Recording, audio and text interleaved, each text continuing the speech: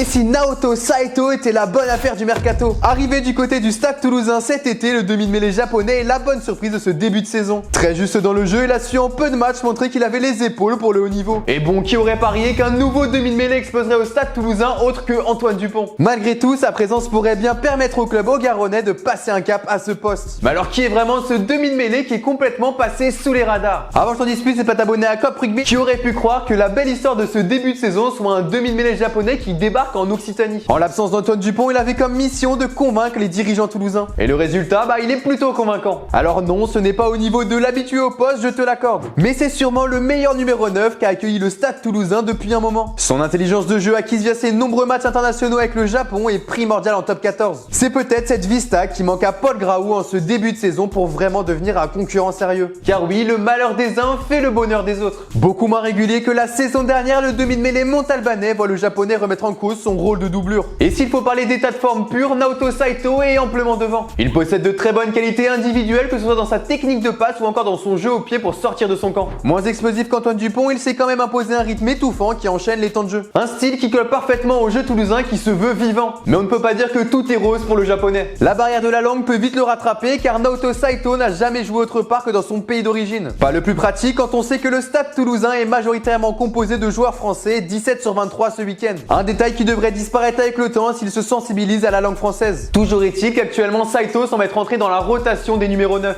Une bonne chose pour Hugo Mola et son staff qui n'a plus à se soucier de ce poste-là non plus. Mais alors selon toi, quelle est la meilleure recrue de ce mercato? Dis-le moi dans les commentaires et si t'as kiffé, n'hésite pas à t'abonner à Cop Rugby.